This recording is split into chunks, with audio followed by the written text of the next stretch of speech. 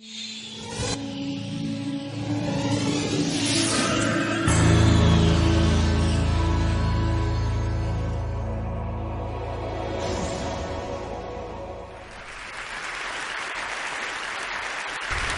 know, I'm struck by how one of the implicit themes of TED is compassion, these very moving demonstrations we've just seen, HIV in Africa, President Clinton last night. And I'd like to do a little collateral thinking, if you will, about compassion and bring it from the global level to the personal. I'm a psychologist, but rest assured I will not bring it to the scrotal.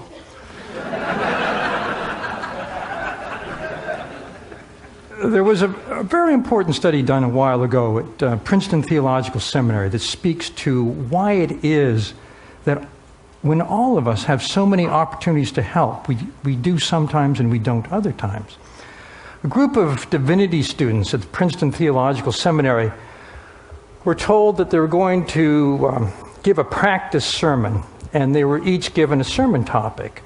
Half of those students were given as a topic the parable of the Good Samaritan, the man who stopped the stranger to help the stranger in need by the side of the road. Half were given random Bible topics. Then one by one, they're told they had to go to another building and give their sermon. As they went from the first building to the second, each of them passed a man who was bent over and moaning, clearly in need. The question is, did they stop to help? The more interesting question is, did it matter they were contemplating the parable of the Good Samaritan? Answer, no, not at all. What turned out to determine whether someone would stop and help a stranger in need was how much of a hurry they thought they were in. Were they feeling they were late? Or were they absorbed in what they were going to talk about? And this is, I think, the predicament of our lives, that we don't take every opportunity to help because our focus is in the wrong direction. There's a new field in brain science, social neuroscience, that studies the circuitry in two people's brains that activates while they interact. And the new thinking about compassion from social neuroscience is that our default wiring is to help. That is to say, if we attend to the other person, we automatically empathize, we automatically feel with them. They're these newly identified neurons, mirror neurons, that act like a neural Wi-Fi, activating in our brain exactly the areas activated in theirs. We feel with automatically. And if that person is in need, if that person is suffering, we're automatically prepared to help. At least that's the argument. But then the question is, why don't we? And I think this speaks to a spectrum that goes from complete self-absorption to noticing, to empathy, and to compassion. And the simple fact is, if we are focused on ourselves, if we're preoccupied, as we so often are throughout the day, we don't really fully notice the other. And this difference between the self and the other focus can be very subtle. I was doing my taxes the other day, and I got to the point where I was listing all of the donations I gave, and I had an epiphany. I came to my check to the Save a Foundation, and I noticed that I thought, boy, my friend Larry Brilliant would really be happy that I gave money to Seva. Then I realized that what I was getting from giving was a narcissistic hit, that I felt good about myself. Then I started to think about the people in the Himalayas whose cataracts would be helped, and I realized that I went from this kind of narcissistic self-focus to altruistic joy, to feeling good for the people that were being helped. I think that's a motivator, but this distinction between focusing on ourselves and focusing on others is one that I encourage us all to pay attention to. You can see it at a gross level in the world of dating. I was at a sushi restaurant a while back, and I overheard two women talking about the brother of one woman who was in the singles scene. And this woman says, my brother is having trouble getting dates, so he's trying speed dating. I don't know if you know speed dating. Women sit at tables, and men go from table to table, and there's a clock and a bell, and at 5 minutes, bingo, the conversation ends, and the woman can decide whether to give her card or her email address to the man for follow-up. This woman says, my brother's never gotten a card, and I know exactly why. The moment he sits down, he starts talking nonstop about himself. He never asks about the woman.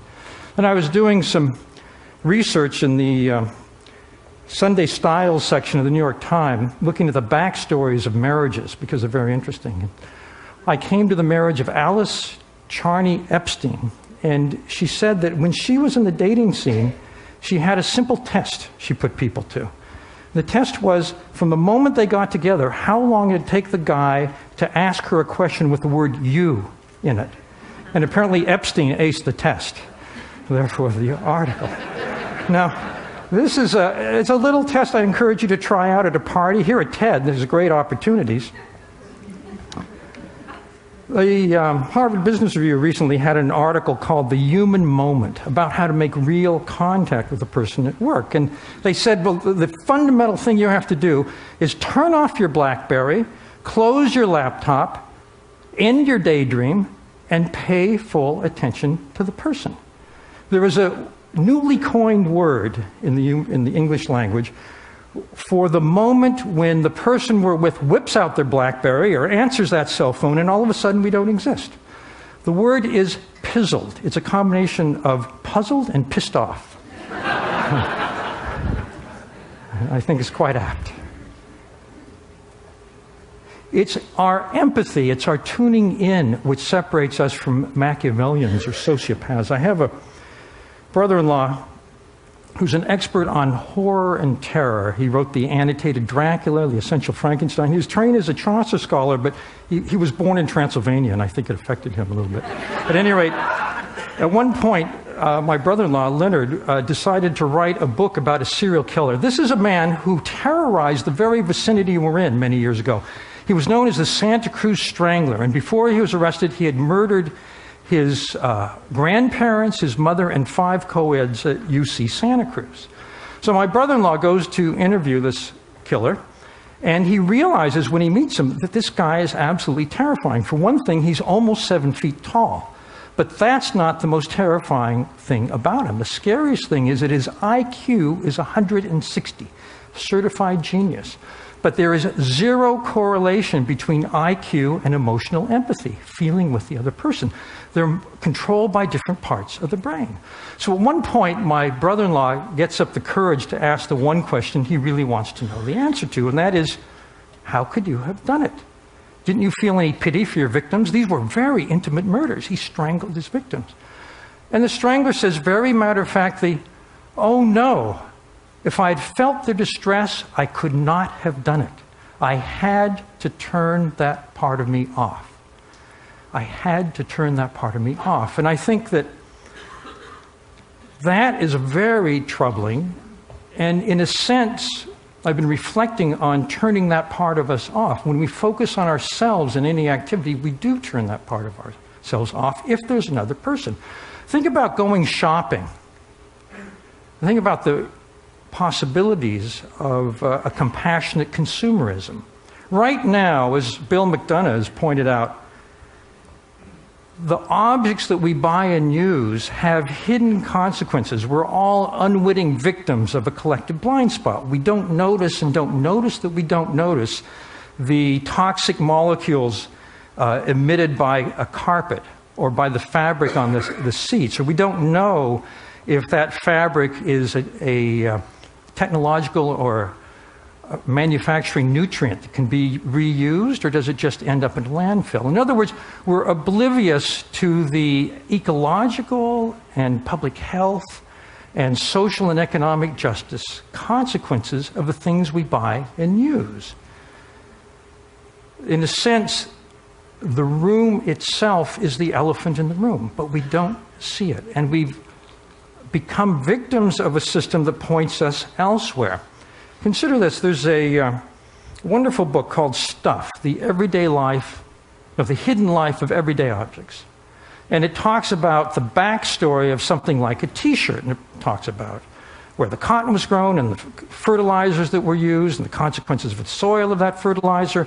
And it mentions, for instance, that cotton is very resistant to textile dye. About 60% washes off into wastewater. And it's well known by epidemiologists that kids who live near textile works tend to have high rates of leukemia.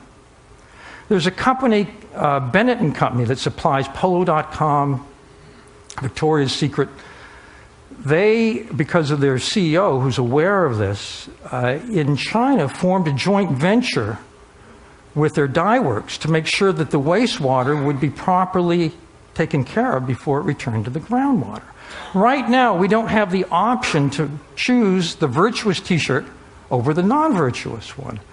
So what would it take to do that? Well, I've been thinking, for one thing, there's a new electronic tagging technology that allows any store to know the entire history of any item on the shelves in that store.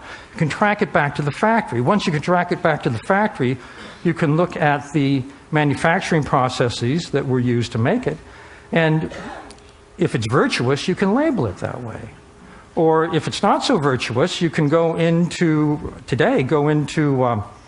any store, put your scanner on a palm onto a barcode, which will take you to a website. They have it for people with allergies to peanuts.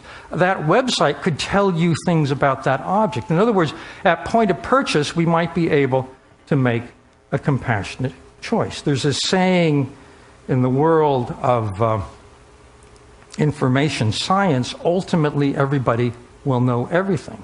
And the question is, will it make a difference? Some time ago, when I was working for the New York Times, it was in the 80s, I did an article on what was then a new problem in New York. It was homeless people on the streets. And I spent a couple of weeks going around with a social work agency that ministered to the homeless. And I realized, seeing the homeless through their eyes, that almost all of them were psychiatric patients that had nowhere to go. They had a diagnosis.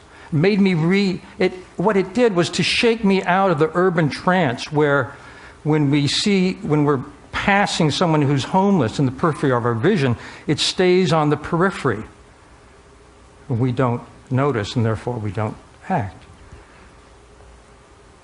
One day soon after that, it was a Friday, at the end of the day, I was going down to the subway. It was rush hour, and thousands of people were streaming down the stairs. And all of a sudden, as I was going down the stairs, I noticed that there was a man slumped to the side, shirtless, not moving, and people were just stepping over him, hundreds and hundreds of people.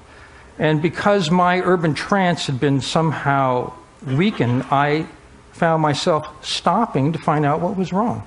The moment I stopped, half a dozen other people immediately ringed the same guy. And we found out that he was Hispanic, he didn't speak any English, he had no money, he'd been wandering the streets for days, starving, and he'd fainted from hunger. Immediately, someone went to get orange juice, someone brought a hot dog, someone brought a Subway cop. This guy was back on his feet immediately. But all it took was that simple act of noticing. And so I'm optimistic. Thank you very much.